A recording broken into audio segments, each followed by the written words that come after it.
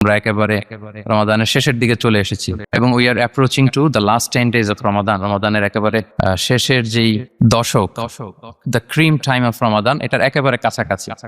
তো কিভাবে আমরা নিজেদেরকে আরেকটু পুশ করতে পারি, আরেকটু এক্সট্রা ড্রাইভ দিতে পারি, আরেকটু হিম্মত করতে পারি, যাতে করে লাস্ট 10 days অফ রমাদানের এই ব্লেসিংস, এই মার্সি, এই রহমত বরকত যেন আমাদের মিস না হয়, আমরা কি করতে পারি, এই বিষয় নিয়ে ওভারঅল আমরা কিছু কথা শেয়ার করবো ইনশাআল্লাহ বিইذনিল্লাহ। সম্মানিত সুধী, রমাদান মাস আসলে একটা আশা জাগানিয়া মাস। এই মাস আসলে আমাদের মধ্যে একটা উচ্ছ্বাস তৈরি হয়, একটা আবেগ তৈরি হয়, আমরা হোপফুল হয়ে উঠি। A month of hope. Ramadan কিন্তু আমাদেরকে আশা দেখায়। আমরা যখন রমাদানের বিভিন্ন রহমত বরকতের বর্ণনাগুলো শুনি, আমরা প্রত্যেকে আশাবাদী হয়ে উঠি। এবং বিশ্বাসীদের একটা বৈশিষ্ট্য হচ্ছে সবসময় আশাবাদী হওয়া, হোপলেস না হওয়া। আল্লাহ তাআলা সূরা ইউসুফে বলছেন, লা তাইয়াসু মির রাহিল্লাহ ইন্নাহু লা ইয়াইয়াসু মির রাহিল্লাহি ইল্লাল কওমুল কাফিরুন। তোমরা আল্লাহর রহমত থেকে নিরাশ হয়ে যেও না, তোমরা হোপলেস হয়ে যাও না। আল্লাহর রহমত থেকে নিরাশ শুধু তারাই হয় যারা অবিশ্বাসী, যারা কাফির। সো বিশ্বাসীরা সবসময় আশাবাদী থাকে।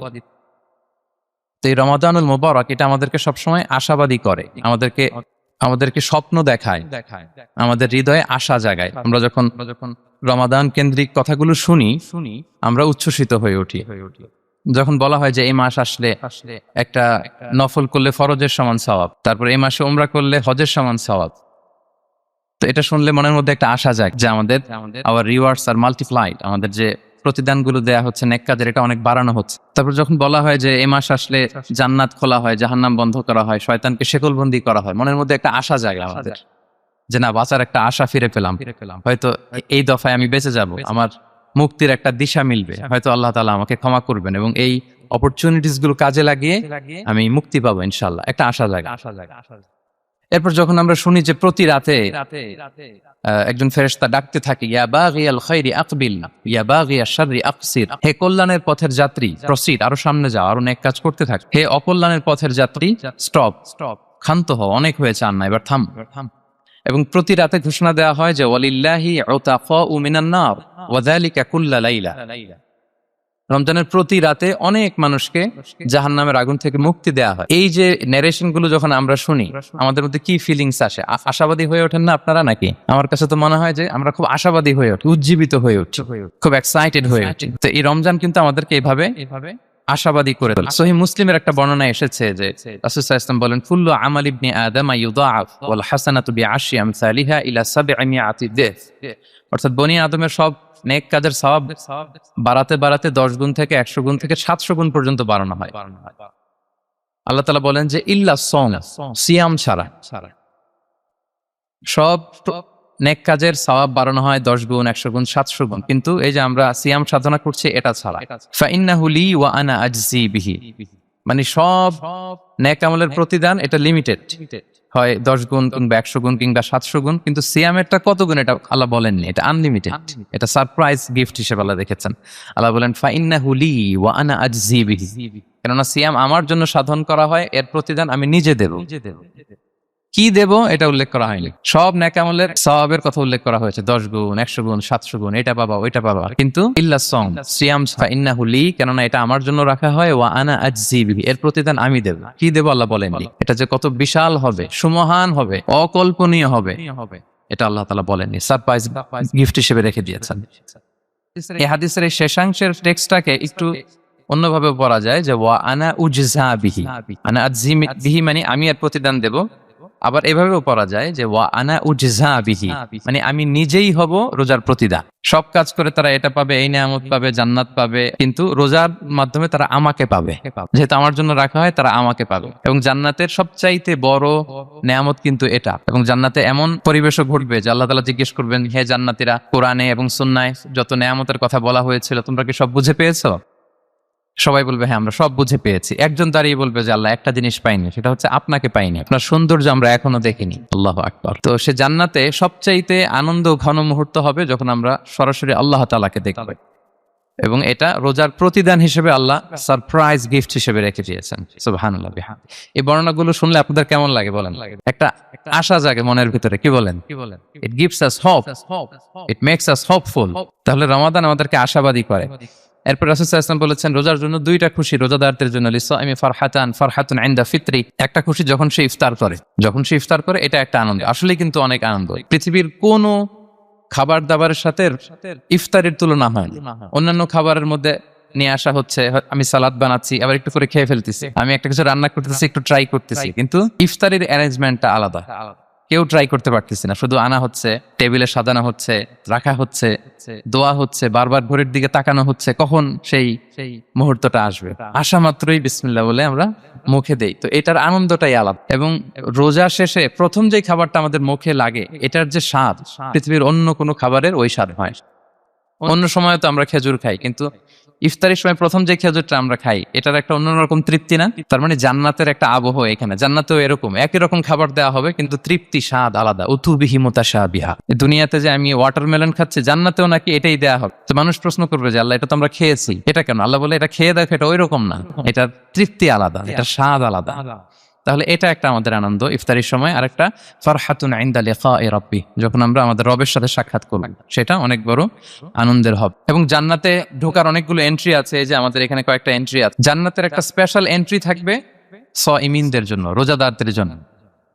ইন্না ফিল জান্নাতি সামানিয়াতু আবওয়াব মিনহা বাব ইউসাম্মা আর-রায়্যান। অনেকগুলো দরজা, একটা দরজা আছে নাম হচ্ছে আর-রায়্যান। লা ইয়াদখুলুহু ইল্লা সাইমুন, রোজাদাররা ছাড়া কেউ এই রায়্যান দিয়ে ঢোকার পারমিশন পাবে না। মান দাখালাহু লাম ইয়াজমা আবাদা, একবার যে সেখান দিয়ে ঢুকবে চিরকালের জন্য তার গলা থেকে তৃষ্ণা মিটে যাবে। কি আপনারা কি একটু হোপফুল হতে পারছেন নাকি? আশাবাদী হতে পেরেছেন সবাই? তাহলে Ramadan is the month of hope. Ramadan আমাদেরকে আশাবাদী করে।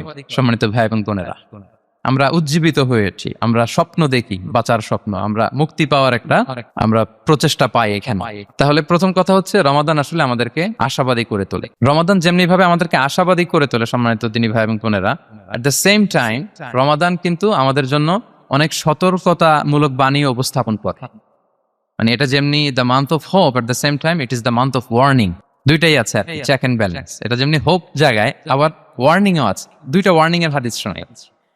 সহিহ বুখারীর বর্ণনা, রাসূল সাল্লাল্লাহু আলাইহি ওয়াসাল্লাম বলেন, মান লাম ইয়াদা কাওলা যুরি ওয়াল আমালা বিহি ফালাইসা লিল্লাহি হাজাতুন আন ইয়াদা তাআমাহু ওয়া শারাবাহু। রোজা রেখে যে ব্যক্তি মিথ্যা কথা, মিথ্যা কাজ মানে পাপ কাজ, অন্যায় কাজ ছাড়তে পারলো না, তার না খেয়ে থাকা, না পান করে থাকাতে আল্লাহর কিছু যায় আসে না। তার ওই রোজার আল্লাহর কোনো প্রয়োজন নাই। এটা জাস্ট উপোস, এটা জাস্ট অনাহার, জাস্ট আমি পানি খাইনি, আমি খাবার দাবার গ্রহণ করিনি, দ্যাটস ইট, এতটুকুই। এতে আল্লাহর কিছু যায় আসে না। এটার কোনো সিগনিফিকেন্স আল্লাহ তাআলার কাছে নাই যে রোজাও রাখলো আবার মিথ্যাও বলে, রোজাও রাখলো আবার গীবত করতেছে, রোজাও রাখে অন্যের জন্য অকল্যাণ কামনা করে, রোজাও রাখে খারাপ কাজ করতেছে, নিষিদ্ধ কাজগুলো করতেছে। তাহলে এই রোজা রাখা না রাখার সময় এই রোজায় কোনো ফায়দা নাই। একটা ওয়ার্নিং পাওয়া গেছে না এখানে, যে ওয়ার্নিং, রোজা রেখে সাবধান, কোনো পাপ কাজের সাথে জড়ানো যাবে না। আরেকটা ভয়ঙ্কর ওয়ার্নিং, যেটা বেসিকলি রাসূল সাল্লাল্লাহু আলাইহি ওয়াসাল্লামের পক্ষ থেকে গভীর হুঁশিয়ারি এবং বদদোয়া, বেসিকলি খুবই ভয়ঙ্কর এই বর্ণনাটা।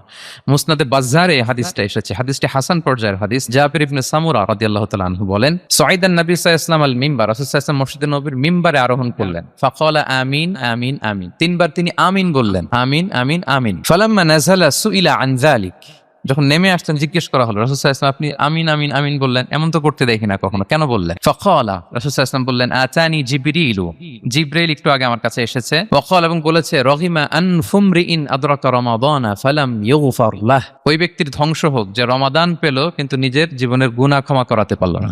কুল আমিন, আমাকে আমিন বলতে বলা হলো, ফাকুলতু আমিন, আমি বললাম আমিন। রহিমা আনফুমরিইন যুকিরতা ইনদাহু ফালাম ইউসাল্লি আলাইহি, যার সামনে হে নবী আপনার নাম উচ্চারণ করা হলো কিন্তু সে আপনার উপর দুরূদ পড়ল না, তার ধ্বংস, আমি বললাম আমিন। রহিমা আনফু রাজুলিন আদরাকা ওয়ালিদাইহি আও আহাদাহুমা ফালাম ইউগফার লাহ, যে ব্যক্তি তার পিতামাতা উভয়কে পেল কিংবা দুজনের একজনকে পেল কিন্তু তাদের সেবা শুশ্রূষা, তাদের প্রতি ইহসান করে, তাদের খেদমত করে সে ক্ষমা পেল না, আল্লাহর পক্ষ থেকে ক্ষমা অর্জন করতে পারলো না, তার জন্য ধ্বংস, আমি বললাম আমিন। সম্মানিত সুধী, রাসূল সাল্লাল্লাহু আলাইহি ওয়াসাল্লামের পক্ষ থেকে বদদোয়া, হুঁশিয়ারি এবং তাদের ধ্বংসের জন্য রাসূল সাল্লাল্লাহু আলাইহি ওয়াসাল্লাম আমিন বলেছেন। কে আমিন বলেছেন বলেন তো সবাই? স্বয়ং রাসূলুল্লাহ সাল্লাল্লাহু আলাইহি ওয়াসাল্লাম বলেছেন আমিন। রহিমা আনফুমরিইন আদরাকা রমাদানা ফালাম ইউগফার লাহ, ওই ব্যক্তির ধ্বংস যে রমাদান পেল কিন্তু নিজের গুনাহ ক্ষমা করাতে পারলো না। এবার কি একটু ভয় লাগতেছে? এতক্ষণ তো খুব হোপফুল ছিলাম আমরা, এখন কেমন মনে হচ্ছে আপনাদের বলেন? রমাদান পেলাম কিন্তু মুক্তি নিশ্চিত করতে পারলাম না, ক্ষমাপ্রাপ্ত বান্দাদের যে লিস্ট ওখানে নিজের নাম তুলতে পারলাম না, তাদের জন্য ধ্বংস। এবং এই বদদোয়া করে স্বয়ং রাসূলুল্লাহ সাল্লাল্লাহু আলাইহি ওয়াসাল্লাম বলেছেন আমিন। তো এই দোয়া তো সুনিশ্চিতভাবে আল্লাহ তাআলার কাছে কবুল। এই ব্যাপারটা কিন্তু খুবই ভয়ঙ্কর। It's a reminder for me and for all of you. আমরা যেন আমাদের প্রত্যেক কাজের মধ্য দিয়ে রমাদানে এটা ভাবি যে আমি ক্ষমাপ্রাপ্ত বান্দাদের অন্তর্ভুক্ত হতে পারলাম কিনা। এই রমাদানে ইবাদতের মধ্য দিয়ে আমি আল্লাহর ক্ষমা, মুক্তি, জাহান্নাম থেকে মুক্তি নিশ্চিত করতে পারলাম কিনা, এটা কিন্তু আমাদেরকে বারবার খেয়াল রাখতে হবে। তাই রমাদান যেমনি আমাদেরকে হোপফুল বানায়, আশা দেখায়, সম্ভাবনার মাস, আশা জাগা নিয়ে মাস, at the same time this the month of warning. এটা কিন্তু সতর্কতার মাস, সতর্কতা বাণী প্রদান করেছেন বিষ্ণু ইসা ইসলাম। রমাদান পেয়ে যারা ক্ষমা পেল না তাদের জন্য ধ্বংস। আল্লাহ তাআলা যেন আমাদেরকে ওই কাতারে না ফেলে। আল্লাহুম্মা জাআলনা মিন উতাকাইকা মিনান নার ফি শাহরি রমাদান, আল্লাহুম্মা আমিন। যারা ক্ষমাপ্রাপ্ত বান্দা হবে আমরা যেন তাদের অন্তর্ভুক্ত হতে পারি। আল্লাহ তুমি কবুল করো, আমরা সবাই পড়ি আমিন। পাশাপাশি সম্মানিত সুধী, আমাদের মুহতারাম ইউসুফ স্যার খুব সুন্দর করে, খুব সংক্ষেপে তাকওয়ার ব্যাপারে বলছিলেন। আসলে এই রমাদানে আমাদের সব ইবাদতের মধ্য দিয়ে এটা আমাদেরকে খেয়াল করতে হবে যে আমাদের রোজার মূল উদ্দেশ্যটা হাসিল হচ্ছে কিনা, দ্য প্রাইম অবজেক্টিভ, যেটা আল্লাহ আয়াতের শেষাংশে বলেছেন লাআল্লাকুম তাত্তাকুন, যাতে করে তোমরা আল্লাহ সচেতন হতে পারো, গড কনসিয়াস হতে পারো। এটা হচ্ছে দ্য প্রাইম অবজেক্টিভ অফ সিয়াম। অনেকে বলে যে রোজার মূল উদ্দেশ্য হচ্ছে না খেয়ে থাকা, মানে ক্ষুধার যন্ত্রণা উপলব্ধি করা। No, it's not the prime objective of সিয়াম। অনেকে মনে করে যে গরিবদের কেমন কষ্ট হচ্ছে এটা উপলব্ধি করা হচ্ছে রোজার মূল উদ্দেশ্য। এরকম অনেক উদ্দেশ্যের কথা বলে, এগুলো একটাও কিন্তু রোজার প্রাইম অবজেক্টিভ না। প্রাইম অবজেক্টিভ আল্লাহ তাআলা বলে দিয়েছেন লাআল্লাকুম তাত্তাকুন, মানে যাতে করে তোমরা আল্লাহ ভীরু হতে পারো। সো আমাদের সিয়াম টিয়াম, আমাদের সমস্ত প্রচেষ্টার মধ্য দিয়ে এই লাআল্লাকুম তাত্তাকুন অ্যাচিভ হচ্ছে কিনা এটা আমাদেরকে খেয়াল করতে হবে। যদি অ্যাচিভ হয়, so we are on the right track, তাহলে আমরা রাইট ট্র্যাকে আছি। আর যদি দেখেন যে না, এই লাআল্লাকুম তাত্তাকুন এ সামথিং, মানে এখানে কোনো একটা সমস্যা হয়ে যাচ্ছে, লাআল্লাকুম তাত্তাকুন এই যে প্রাইম অবজেক্টিভটা, এটা হচ্ছে না আমার, আল্লাহ সচেতনতা আসতেছে, মানে Allah is watching me, to enhance the sense that he is watching us। এই সেন্সটা নিজেদের মধ্যে ডেভেলপ করা যে কেউ না দেখলো আল্লাহ কিন্তু দেখে, এই চিন্তাটা, এই সেন্সটা যদি আমাদের মধ্যে ডেভেলপ করে প্রতিনিয়ত আমাদের প্রত্যেকটা কাজের মধ্য দিয়ে, তাহলে এভরিথিং ইজ ফাইন। আর যদি মনে হয় যে না লাআল্লাকুম তাত্তাকুন অ্যাচিভ হচ্ছে না, তাহলে আমাদেরকে একটু রিভাইজ করতে হবে। আমাদের যদি লাআল্লাকুম তাত্তাকুন অ্যাচিভ না হয়, আল্লাহর ভয়, আল্লাহর সচেতনতা, তাহলে আমাদেরকে নতুন করে আবার ভাবতে হবে প্রিয় সুধী। এবং এই সিয়াম আমাদেরকে সংযমী বানায়, সংযত বানায়, মানে আমরা যেন আমাদের ডিজায়ারের উপর কন্ট্রোল করতে পারি, এটা আমাদেরকে শিখায়, যেটা বছরের অন্য মাসে হয় না। অন্যান্য মাসগুলোতে আমাদের প্রবৃত্তি আমাদের উপর জিতে, আর এই রমাদানে আমরা প্রবৃত্তির উপরে জিতি। We control on our desire. অন্য মাসে আমরা খেতে মনে চায় খাই, পান করতে মনে চায় পান করি, বিবাহিতরা ফিজিক্যাল ইন্টিমেসিতে যেতে চাইলে যেতে পারে, কিন্তু রমাদানে দিনের বেলা খেতে চাচ্ছি, খাওয়া যায় না। পান করতে মনে চায়, খুবই তৃষ্ণার্ত, নো, করা যাবে না। হালাল পন্থায় বৈধভাবে দিনের বেলায় বিবাহিতরা কোনো ইন্টিমেসিতে যেতে পারবে না। তাহলে আমরা প্রবৃত্তির উপর কন্ট্রোল করতে শিখি। সারা বছর প্রবৃত্তি, ডিজায়ার, এটা আমাদের উপর কন্ট্রোল করে, আমাদের উপর জিতে। আর রমাদানে আমরা প্রবৃত্তির উপর জিতি। সো এই প্রবৃত্তিকে আমরা কন্ট্রোল করতে পারতেছি কিনা এটা আমাদেরকে খেয়াল রাখতে হবে আমাদের সমস্ত কাজকর্মের মধ্য দিয়ে। পাশাপাশি এই সিয়াম আমাদেরকে মুক্ত হস্তে দান করতে শিখায়, বেশি বেশি করে চ্যারিটি করা, দান করা। এবং হাদিসে এসেছে যে রাসূল সাল্লাল্লাহু আলাইহি ওয়াসাল্লাম তিনি সবচাইতে বেশি দানশীল হয়ে উঠতেন রমাদানে। ওয়া কানা আজওয়াদু মা ইয়াকুনু ফি রমাদান, সবচাইতে দানশীল হয়ে উঠতেন। আজওয়াদু বিল খাইরি মিনার রিহিল মুরসালা, প্রবাহিত বাতাসের চাইতেও বেশি দানশীল হয়ে উঠতেন। প্রবাহিত বাতাস যেমনি সবার গায়ে ঠান্ডা শীতল বাতাস দেয়, এখানে মুসলিম অমুসলিম, বিশ্বাসী অবিশ্বাসী, কাফির, কোনো ভেদাভেদ নেই, সবাই এটার অধিকার পায়। তেমনি রমাদান আসলে রাসূল সাল্লাল্লাহু আলাইহি ওয়াসাল্লাম এত বেশি বদান্যতা, দানশীলতার মধ্যে দেখা যেত, কোনো ভেদাভেদ ছিল না, অনেক বেশি দান করতেন এবং দান করতে উৎসাহিত আমাদেরকে করেছেন। এটা আম ইফতার শেয়ার করা, ফুড শেয়ার করা, রাসূল সাল্লাল্লাহু আলাইহি ওয়াসাল্লাম অনেক উৎসাহিত আমাদেরকে করেছেন। এক ঢুক দুধ খাইয়ে, একটা খেজুর খাইয়ে, এক ঢুক পানি খাইয়েও যদি আমরা কোনো রোজাদারকে ইফতার করাই, সে রোজা রেখে যে সওয়াব, সে সওয়াব আল্লাহ তাআলা আমাকেও দিবে। আর পরিপূর্ণ উদরপূর্তি করে ইফতার করালে রাসূলুল্লাহ সাল্লাল্লাহু আলাইহি ওয়াসাল্লাম বলেন সেই কঠিন কিয়ামতের ময়দানে আল্লাহ তাআলা হাউজে কাউসারের পানি দিয়ে তার তৃষ্ণা দূর করবে। সুবহানাল্লাহি ওয়া বিহামদি। পাশাপাশি সিয়াম আমাদের কমিউনাল স্পিরিটটাকে বাড়ায়। এই যে স্যার বলতেছিলেন যে আমাদের ছাত্ররা ইউনাইটেড, আমাদের টিচার্স কমিউনিটি ইউনাইটেড, পুরো বাংলাদেশ কমিউনিটি ইউনাইটেড। এই যে আমরা যে ইউনাইটেড, তার একটা চিত্র কিন্তু এই যে দেখা যাচ্ছে। রোজা আমাদেরকে ইউনাইটেড করে, একত্রিত করে, আমাদের একটা কমিউনাল স্পিরিট কিন্তু এই সিয়ামের মধ্য দিয়ে দেখা যায়। পাশাপাশি এই সিয়ামের মধ্য দিয়ে আমাদের সেলফ ট্রান্সফরমেশন ঘটে। আমরা অনেক বদ অভ্যাস থেকে কিন্তু মুক্তি পেতে পারি এই সিয়ামে, এটা আমাদেরকে খেয়াল করতে হবে। গবেষকরা বলেন যে মানুষের কোনো হ্যাবিট চেঞ্জ করতে 21 থেকে 30 দিন সময় লাগে। তার মানে আমাদের যে কোনো ধরনের বদ স্বভাব আমরা এই রমাদানে চেঞ্জ করতে পারি। আমাদের অনেকের স্মোকিং এর অভ্যাস আছে, এখানে হয়তো কারো নেই, কিন্তু অনেকের আছে। এই রমাদানে কিন্তু আমাদের একটা অপরচুনিটি স্মোকিং থেকে নিজেদেরকে বাঁচানোর। So আমাদের এই ব্যাড হ্যাবিট গুলো যেন এগুলো থেকে আমরা বেঁচে থাকতে পারি। সম্মানিত সুধী, আমি এবার যেই আয়াত দিয়ে আমার আলোচনাটা শুরু করেছিলাম, অর্থাৎ লাস্ট 10 days অফ রমাদানে যে আমাদের যে লাইলাতুল কদর, এটা হচ্ছে ক্রিম টাইম অফ রমাদান, রমাদানের সবচাইতে মোক্ষম সময় আল্লাহ তাআলার নৈকট্য পাওয়ার, সেটা নিয়ে কিছু কথা বলবো ইনশাআল্লাহ বিইজনিল্লাহ। সম্মানিত সুধী, রাসূলুল্লাহ সাল্লাল্লাহু আলাইহি ওয়াসাল্লাম একবার খুব আফসোস করছিলেন। তিনি যখন শুনতে পেলেন যে বনি ইসরাইলের অনেক অনেক লোক হাজার বছর হায়াত পেত, তারা শত শত বছর ইবাদত করত, শত শত বছর তারা জিহাদ করত, তখন তিনি আফসোস করে বললেন, হায় রে, আমার শেষ সময়ের উম্মতের কি হবে? কারণ তিনি বলেছেন যে আমারু উম্মতি মা বাইনা 60 ইলা 70, আমার উম্মতের গড় বয়স হচ্ছে 60 থেকে 70, ওয়া আকাল্লুহুম মান ইয়াজুজু যালিক, খুব অল্প সংখ্যক লোকই এর চেয়ে বেশি হায়াত পেয়েছে। রাসূল সাল্লাল্লাহু আলাইহি ওয়াসাল্লাম যখন দেখলেন যে শত শত বছর হায়াত পেয়েছে বনি ইসরাইলের লোকেরা, বনি ইসরাইলের ওরা শত শত বছর জিহাদ করেছে, তো আমার উম্মত তো 60 বছরে তার হায়াতই শেষ, 60 থেকে 70-এর মধ্যে তার জীবনই শেষ, তো আমার গুনাহগার উম্মতের কি হবে? রাসূল সাল্লাল্লাহু আলাইহি ওয়াসাল্লাম খুব আফসোস করছেন।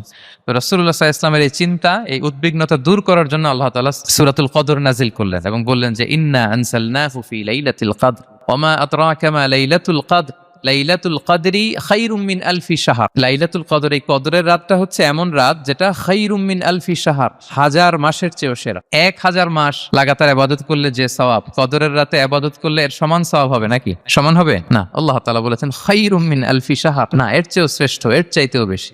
হাজার মাসে, অর্থাৎ 1000 মাসে হয় 83 বছর 4 মাস। তো কদরের রাতে যদি আমরা ইবাদত করি তাহলে 83 বছর 4 মাস ইবাদত করলে যে সওয়াব, সে সওয়াব আল্লাহ তাআলা আমাদের আমলনামায় নসিব করবেন।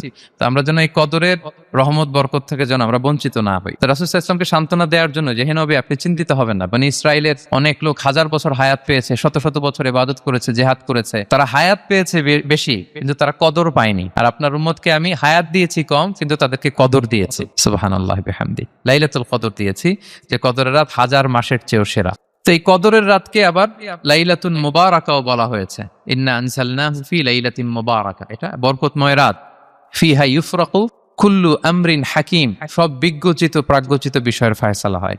এটা বেসিক্যালি একটা বাজেট রাত বলা যায়। এ রাতে আগামী 1 বছরে আমাদের কি ঘটবে না ঘটবে আল্লাহ তাআলা এটার বাজেট করেন, এটাকে রিভাইজ করেন। সো এই রাতটা অনেক গুরুত্বপূর্ণ। তো এই কদরের রাত, এটা কবে? এটা স্পেসিফিক, মানে সুনির্দিষ্ট ছিল। রাসূল সাল্লাল্লাহু আলাইহি ওয়াসাল্লাম আমাদেরকে জানাতে চেয়েছিলেন কবে, কিন্তু রাসূল সাল্লাল্লাহু আলাইহি ওয়াসাল্লাম জানাতে পারেননি। সহিহ বুখারীতে এসেছে যে রাসূল সাল্লাল্লাহু আলাইহি ওয়াসাল্লাম, খারাজান নবী সাল্লাল্লাহু আলাইহি ওয়াসাল্লাম লিইউখবিরানা বিলাইলাতিল কদর। উবাদা ইবনে সামিত রাদিয়াল্লাহু তাআলা আনহু বলেন, রাসূল সাল্লাল্লাহু আলাইহি ওয়াসাল্লাম আমাদেরকে জানাতে বের হয়েছিলেন যে কবে কদরের রাতটা। ফাতালাহা রাজুলান মিনাল মুসলিমিন, হঠাৎ মুসলমানদের মধ্যে থেকে দুইজন ঝগড়া লাগলো, তর্ক লাগলো। আর রাসূল সাল্লাল্লাহু আলাইহি ওয়াসাল্লাম হঠাৎ করে ওই ঝগড়ার দিকে খেয়াল করলেন, ওইদিকে খেয়াল করে ওই তারিখটার কথা তিনি ভুলে গেলেন। ফারুফিআ, রাসূল সাল্লাল্লাহু আলাইহি ওয়াসাল্লাম বললেন, আমার হৃদয় থেকে, অন্তঃকরণ থেকে এটাকে উঠিয়ে নেওয়া হোক। এখন আমি মনেই করতে পারছি না এটা কি 23 না 25 না 27 না 29, আমি মনে করতে পারছি না।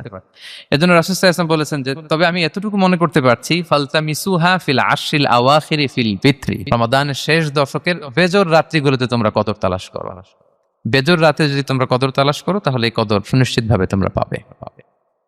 তো এই জন্য স্কলাররা সবসময় বলেন যে লাস্ট 10 days অফ রমাদান খুব গুরুত্বপূর্ণ, সবচাইতে the cream time of Ramadan. I repeat, এটা রমাদানের একেবারে মাহেন্দ্রক্ষণ। 10 রাতের যে কোনো রাত কদর হয়ে যেতে পারে, বিশেষ করে অড নাইটস গুলো 21, 23, 25, 27 এবং 29, যে কোনো দিন হয়ে যেতে পারে কদর। সো বুদ্ধিমানের কাজ হচ্ছে আমরা যেন রমাদানের শেষ 10 রাতে লাগাতার একইভাবে একই স্পিডে আমরা যেন ইবাদত করি। কোন রাতে বেশি করলাম, হয়তো 27-এর রাতে আমি খুব ভাব গাম্ভীর্য নিয়ে, খুব আবেগ নিয়ে ইবাদত করলাম, কিন্তু হয়ে যেতে পারে যে এবছর কদর ছিল 25-এর রাত, হতে পারে না? পারে। তো আমরা তো মিস করে ফেললাম, তো আমরা যেন মিস না করি। বুদ্ধিমানের কাজ হবে সমান তালে ইবাদত করা, এবং এটা এত গুরুত্বপূর্ণ, রাসূল সাল্লাল্লাহু আলাইহি ওয়াসাল্লাম এত এমফাসাইজ করে কোন রাতের কথা বলেনি। আরবি মাস অনুযায়ী 354টা রাতের মধ্যে সবচাইতে শ্রেষ্ঠ রাত, সবচাইতে শ্রেষ্ঠ রাত সূর্য ডোবার পর থেকে হাত্তা মাতলাইল ফাজর, ফজরের সূচনা লগ্ন পর্যন্ত শান্তিময় এরাত, বরকতের এরাত।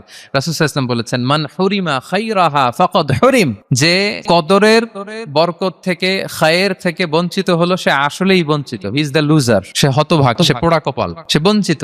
মান হুরিমা খায়রাহা ফাকাদ হুরিম, যে কদর পেল না সে হতভাগা। এখন আমরা কি হতভাগা হতে চাই? আমরা তো শুরুতে অনেক হোপফুল ছিলাম, এত এত ব্লেসিংস, এত এত বরকত, রহমতের ফলগু ধারায় আমরা প্লাবিত হচ্ছি রমাদানে। তো আমরা তো হতভাগা হতে চাই না। তো আমরা যেন এই শেষ 10 দিন এক তালে আন্তরিকতার সাথে ঈমান ও ইহতিসাবা আমরা যেন ইবাদত করি, সম্মানিত ভাই এবং বোনেরা। তাহলে আমরা সৌভাগ্যশীলদের অন্তর্ভুক্ত হতে চাই, হতভাগা হতে চাই না। আমরা এবার একটু শুনবো যে রাসূলুল্লাহ সাল্লাল্লাহু আলাইহি ওয়াসাল্লাম কদরের রাতগুলোতে কি কি ইবাদত করতেন। আমি খুঁজে 5টা আমলের কথা পেয়েছি বিশেষভাবে, কমন যে আমলগুলো সেগুলো তো ছিলই, বিশেষভাবে 5টা কাজ রাসূল সাল্লাল্লাহু আলাইহি ওয়াসাল্লাম এই কদরের রাতে করতেন। 1 নম্বর কাজ হচ্ছে তিনি সারা রাত জেগে ইবাদত করতেন এবং পরিবারের লোকদেরকে ঘুমোতে দিতেন না, উঠিয়ে দিতেন। বছরের অন্য কোনো সময়ে সারা রাত জেগে ইবাদত করার কোনো নজির রাসূল সাল্লাল্লাহু আলাইহি ওয়াসাল্লামের জীবনে ছিল না, সব রাতে ঘুমাতেন। আমি জোহর বারুতে একটা কনভেনশনে the daily routine of prophet সাল্লাল্লাহু আলাইহি ওয়াসাল্লাম একটা আলোচনা করেছিলাম, যেখানে রাসূল সাল্লাল্লাহু আলাইহি ওয়াসাল্লামের দৈনন্দিন জীবনের রুটিন আলোচনা করেছিলাম। সেখানে আমরা বলেছি যে রাসূল সাল্লাল্লাহু আলাইহি ওয়াসাল্লামের দৈনন্দিন অভ্যাস ছিল তিনি এশার পরেই তাড়াতাড়ি ঘুমিয়ে পড়তেন আর মিড নাইটে উঠতেন। রাসূল সাল্লাল্লাহু আলাইহি ওয়াসাল্লামের কর্মদিবস শুরু হতো মিড নাইটে, আমাদের তো সকালে কারো আরো অনেক পরে শুরু হয়। রাসূল সাল্লাল্লাহু আলাইহি ওয়াসাল্লামের কর্মদিবস শুরু হতো বেসিক্যালি মিড নাইট। এশার পরে কথাবার্তা না বলে আগে ঘুমোতে যেতেন, মিড নাইটে উঠতেন, কিন্তু ঘুমাতেন, ঘুম ছাড়া রাত কাটাতেন না। সারা বছরের এটা ছিল যে এশার পর ঘুমোতে যেতেন, except the last 10 days of Ramadan. রমাদানের শেষ 10 রাতে রাসূল সাল্লাল্লাহু আলাইহি ওয়াসাল্লাম ঘুমাতেন না। এই 10 দিনের ব্যাপারেই পাওয়া যায় সারা রাত জেগে তিনি ইবাদত করতেন। আম্মা জান আয়েশা রাদিয়াল্লাহু তাআলা আনহা বলেন, ইযা দাখালাল আশরু আহিয়াল লাইলা ওয়া আইখাযা আহলা ওয়া জাদ্দা ওয়া শাদ্দাল মিযার। রমাদানের শেষ দশক যখন আসতো রাসূল সাল্লাল্লাহু আলাইহি ওয়াসাল্লাম সারা রাত জেগে ইবাদত করতেন, পরিবারের সদস্যদেরকে জাগিয়ে তুলতেন, স্ত্রীদের ঘুমাতে দিতেন না, জাগিয়ে তুলতেন। ফাতেমা রাদিয়াল্লাহু তাআলা আনহার ঘর পাশেই ছিল, তাদেরকে যে জাগাতেন এবং নিজে সারা রাত ইবাদত করতেনই। জাদ্দা ওয়া শাদ্দাল মিযার, খুবই বলিষ্ঠ ভাবে, খুব মজবুত ভাবে কোমরে গামছা বেঁধে নামার একটা এক্সপ্রেশন এখানে দেওয়া হয়েছে। মিযার, ইজহার মানে হচ্ছে বাংলা করলে হয় লুঙ্গি। লুঙ্গি আমরা যখন খুব শক্ত কোনো কাজ করতে যাই তখন তারা কি করে, খুব টাইট করে লুঙ্গিটা বাঁধে। তার মানে বোঝানো হচ্ছে রাসূল সাল্লাল্লাহু আলাইহি ওয়াসাল্লাম কোমরে ভালো করে লুঙ্গি বেঁধে বা গামছা বেঁধে আটকাট বেঁধে নামতেন শেষ 10 দিনের জন্য। এই সময় তিনি মানে কাউকে কেমন যেন চিনতেন না, সবসময় ইবাদতে মগ্ন থাকতেন। এটা আমরা করতে পারি যে শেষ 10 দিনে আমরা একটা স্পেশাল প্ল্যান করতে পারি যে আমরা আমাদের সর্বোচ্চটুকু উজাড় করে দিয়ে লাস্ট 10 days অফ রমাদানের এই বরকত আমরা হাসিল করব, এটা যেন আমাদের মিস না হয়। তাহলে এটা আমরা একটা পেলাম। 2 নাম্বার হচ্ছে ইতিকাফ করা।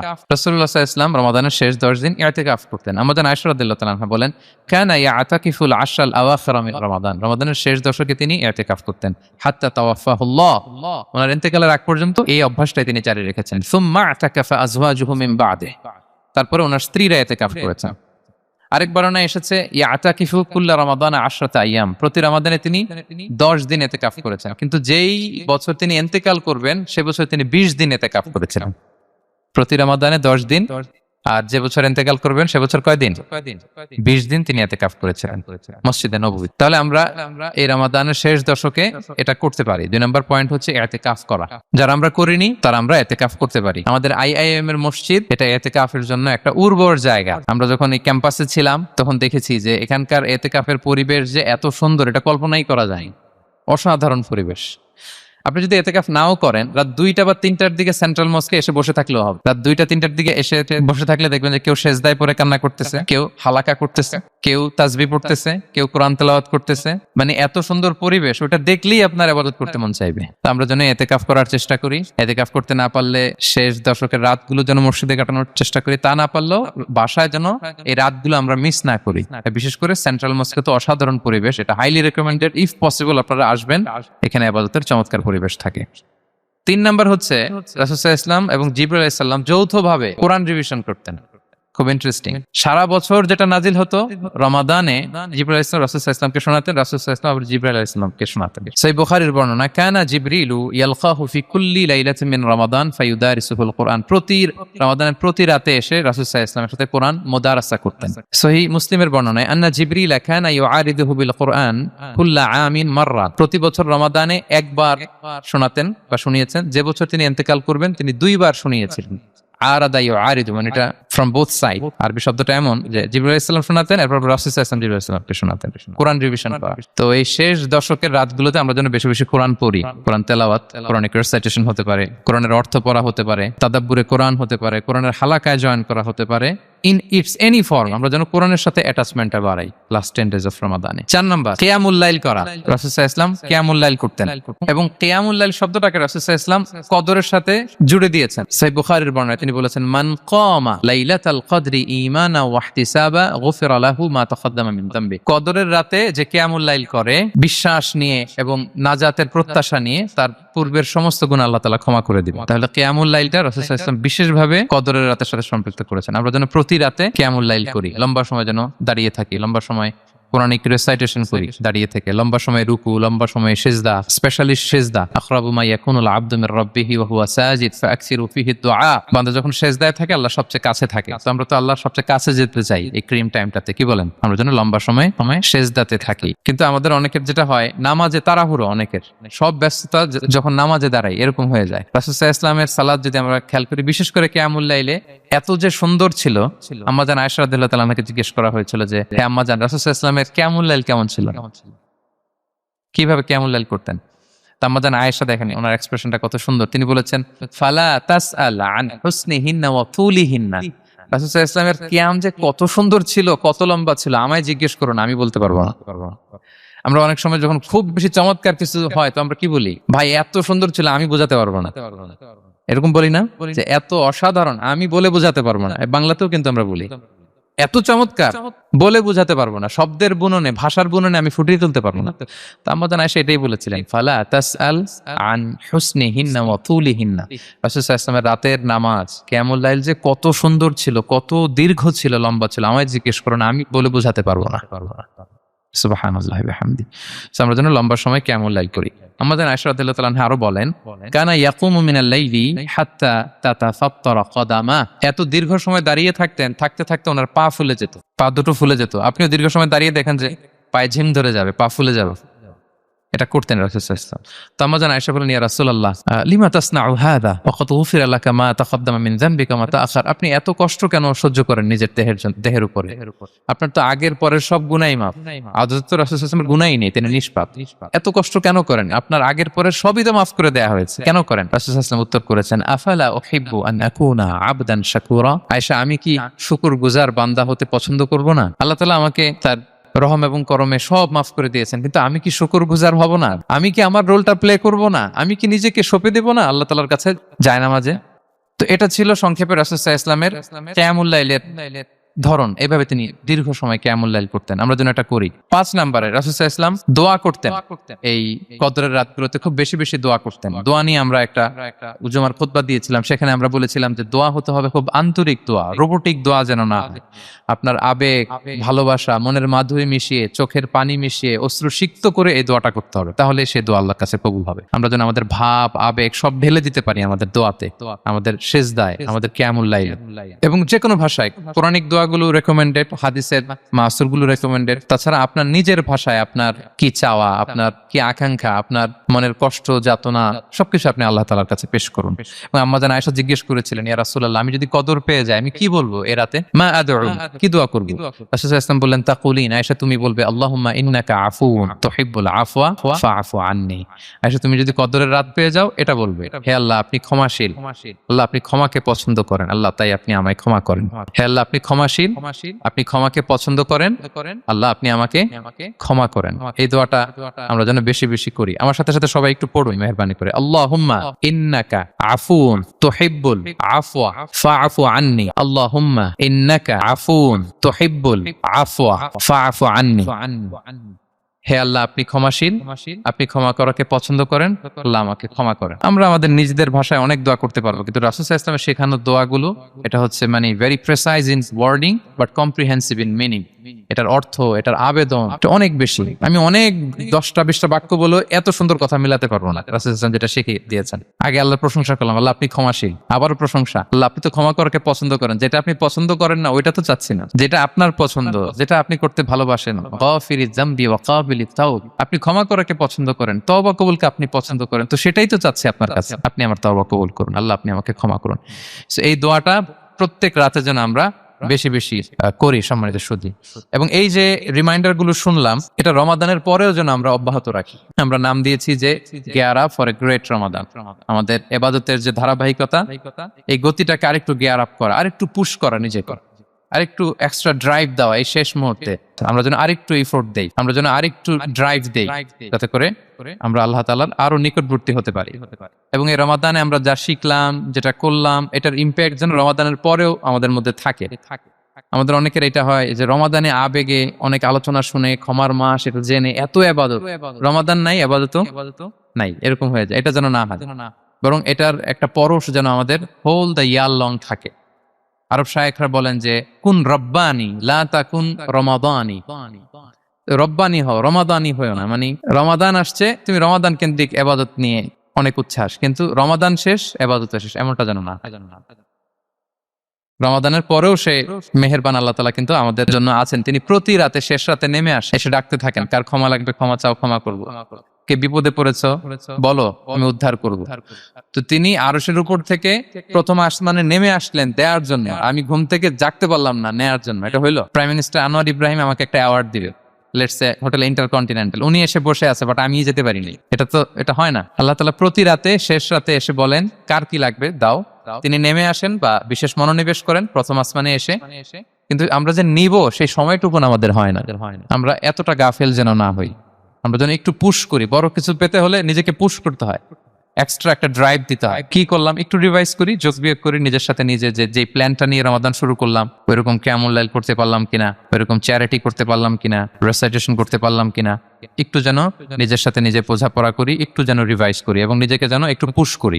সম্মানিত শুধু এই ছিল সংক্ষিপ্ত আলোচনা। আমি 30 সেকেন্ডসে পুরো আলোচনাটা আবার একটু যারা পরে এসেছেন একটু রিভাইজ করে নেই। আমি শুরুতে এভাবে শুরু করেছিলাম যে রমাদান এটা হচ্ছে it's a month of hope, এটা আশা জাগা নিয়ে একটা মাস। এই মাসের যে রহমত বরকতের যত যত হাদিস কোরআনের আয়াতগুলো আমরা বলেছি, এগুলো শুনলে আমাদের মধ্যে একটা আশা জাগে, আশাবাদী হয়ে ওঠে যে আমার এই মাস আমার মুক্তির মাস, আমি মুক্তি পাবো। কিন্তু এট the same time it's a month of warning, এটা আবার সতর্কতার মাস। রাসূলুল্লাহ সাল্লাল্লাহু আলাইহি ওয়াসাল্লাম বলেছেন রোজা রেখে যে মিথ্যা ছাড়লো না, পাপ ছাড়লো না, তার ধ্বংস। আবার 3 বার তিনি আমিন বলেছেন। বেসিক্যালি এটা একটা বদদোয়া যে মান আদরাকা রমাদান ওয়ালাম ইগফার লাহ, যে রমাদান পেয়েও নিজের গুনাহ ক্ষমা করতে পারলো না, তার ধ্বংস। সো আমরা আশাবাদী হব। আল ঈমানু বাইনাল খাউফি ওয়ার রাজা, বিশ্বাস হচ্ছে আমার মধ্যে ভীতিও কাজ করবে, আবার আমার মধ্যে একটা হোপ থাকবে, এটাই ঈমান। সো আমরা যেন এই ওয়ার্নিং গুলো আমাদের মাথায় রাখি, যে আমরা যেন আল্লাহর নৈকট্যপ্রাপ্ত বান্দা হতে পারি, ক্ষমাপ্রাপ্তদের অন্তর্ভুক্ত যেন আমরা হতে পারি। এরপরে আমরা বলেছিলাম যে লাআল্লাকুম তাত্তাকুন অ্যাচিভ হচ্ছে কিনা আমাদের প্রত্যেক কাজে এটা খেয়াল করতে হবে। আমাদের সম্মানিত ইউসুফ স্যার খুব সুন্দর করে এটা বলেছেন যে আল্লাহর সচেতনতা, আল্লাহর ভয়, to build up the sense that Allah is watching me, এই সেন্সটা আমার সব কাজের মধ্যে থাকতে হবে। যদি লাআল্লাকুম তাত্তাকুন অ্যাচিভ হয়, সাকসেসফুল, একটা সাকসেসফুল প্রোডাক্টিভ রমাদান আমরা কাটাচ্ছি। আর যদি লাআল্লাকুম তাত্তাকুনের সমস্যা, তার মানে we have to revise hour schedule, যাতে করে আল্লাহর এই সচেতনতা আমরা বিল্ড আপ করতে পারি। এরপর আমরা বলেছি যে আমরা সংযমটা যাতে এনশিওর করি, রমাদানের যে সংযম, নিজের প্রবৃত্তির উপর আমরা বিজয় লাভ করি, সারা বছর প্রবৃত্তি জিতে রমাদানে আমরা জিতি। এরপর আমরা চ্যারিটির কথা বলেছি, রাসূল সাল্লাল্লাহু আলাইহি ওয়াসাল্লাম খুব জেনারাস হয়ে যেতেন রমাদানে, আমরা যেন আমাদের দানের হাতকে আরো প্রশস্ত করি। এবং রমাদানে আমাদের কমিউনাল স্পিরিট চলে আসে, আমাদের বেসিক্যালি একটা সেলফ ট্রান্সফরমেশন হয়, অনেক বদ অভ্যাস আমরা রমাদানে ত্যাগ করি, বাকি মাসেও যেন এটা আমরা কন্টিনিউ করি। আর সবশেষে আমরা লাস্ট 10 ডেজ অফ রমাদানের গুরুত্ব নিয়ে বলেছিলাম। রাসূল সাল্লাল্লাহু আলাইহি ওয়াসাল্লাম খুব হতাশ হয়ে পড়েছেন যে অন্য নবীর উম্মতেরা অনেক হায়াত পেয়েছে, আমরা পেলাম 60-70, তো আমার গুনাহগার উম্মত কি করবে? আল্লাহ বলেন লাইলাতুল কদর খায়রুম মিন আলফি শাহর, নবী হে আপনার উম্মতের জন্য আমি কদরের রাত দিয়েছি, যে এক রাতে ইবাদত করলে 1000 মাসের চেয়েও বেশি সওয়াব তারা পেয়ে যাবে। সো এই কদরের রাত যেন আমরা মিস না করি। কোনটা কদরের রাত? আমরা বলেছিলাম শেষ 10 দিন সমান তালে ইবাদত করব। বিশেষ করে আমরা গুরুত্ব দিব অড নাইটস গুলোতে, 21, 23, 25, 27, 29 আমরা গুরুত্ব দিব। এবং রাসূল সাল্লাল্লাহু আলাইহি ওয়াসাল্লাম বলেছেন মান হুরিমা খাইরাহা ফাকাদ হুরিম, যে কদরের বরকত মিস করলো সে বঞ্চিত, সে হতভাগা, হি ইজ দ্য লুজার। আমরা যেন লুজার না হই, আমরা যেন গেইনার হই এই বরকতের মাসে। এবং সবশেষে আমি বলেছিলাম রাসূল সাল্লাল্লাহু আলাইহি ওয়াসাল্লাম স্পেশালি 5টা আমল করতেন, সারা রাত জাগতেন, ফ্যামিলি মেম্বারসদের জাগিয়ে তুলতেন, উৎসাহিত করতেন এবং কোমরে গামছা বেঁধে নামতেন। এরকম ইবাদতের স্পৃহা অন্য কখনো রাসূল সাল্লাল্লাহু আলাইহি ওয়াসাল্লামের মধ্যে দেখা যেত না, যেমনটা শেষ দশকে তিনি করতেন। ইতিকাফ করতেন তিনি, আর ইতিকাফ করলে কদর মিস হওয়ার সম্ভাবনা নাই। এটা 21-এ হোক, 25-এ হোক, 23-এ হোক, আমি তো মসজিদে, আমি তো কিয়ামুল লাইল অংশগ্রহণ করতেছি, আমি তেলাওয়াত করতেছি, আমি প্রতিদিনই দোয়া করতেছি, মিস হওয়ার কোনো সম্ভাবনা নেই। আমরা যেন ইতিকাফের চেষ্টা করি, অথবা পার্ট টাইম ইতিকাফ যেন অন্তত করি 5 দিন 3 দিন, অথবা রাতের সময়গুলো মসজিদে যেন আমরা কাটাই। 3 নাম্বার বলেছিলাম রাসূল সাল্লাল্লাহু আলাইহি ওয়াসাল্লাম জিবরাইল আলাইহিস সালাম কোরআন রিভিশন করতেন, আমরা যেন কোরআন রিভাইজ করি, রেসাইটেশন করি বেশি মাত্রায় শেষের 10 দিন। কিয়ামুল লাইল ফালা তাসআল আন হুসনিহিন্না ওয়া তুলিহিন্না, কত সুন্দর কিয়ামুল লাইল ছিল বলে বোঝানো যাবে না। তো আমরা যেন এরকম দীর্ঘ সময় কিয়ামুল লাইল করি। আর সবশেষে বলেছিলাম দোয়া করা। দোয়া করা হচ্ছে দোয়া মুমিনের হাতিয়ার, দোয়া মানুষের জীবন চেঞ্জ করে দিতে পারে। চাওয়ার মতো চাইলে আল্লাহ ফেরান না, আল্লাহ তো দেওয়ার জন্যই বসে আছে। আমরা যেন কায়মনো বাক্যে আল্লাহ তাআলার কাছে চাই, অশ্রুসিক্ত নয়নে যেন আমরা চাই। অনুতপ্ত বান্দার চোখের পানির ফোঁটা আল্লাহর কাছে খুব প্রিয়, 2 ফোঁটা আল্লাহর কাছে সবচেয়ে প্রিয়, জিহাদের ময়দানে মুজাহিদের রক্তের ফোঁটা আর অনুতপ্ত বান্দার চোখের পানির ফোঁটা। বান্দা অনুতপ্ত হয়ে রিপেন্টেন্ট হয়ে চোখের পানি ছেড়ে যখন কাঁদে আর দোয়া করে, ওই চোখের পানি চোখ বেয়ে নাকের ডগাবে মাটিতে পড়ার আগেই আল্লাহ তার সব গুনাহ মাফ করে দেয়। So আমরা যেন সেই অনুতপ্ত বান্দাদের কাতারে শামিল হতে পারি। রাসূল সাল্লাল্লাহু আলাইহি ওয়াসাল্লাম যেভাবে কিয়ামুল লাইল করতে আমাদেরকে উৎসাহিত করেছেন, আমরা যেন সেভাবে কিয়ামুল লাইল করতে পারি।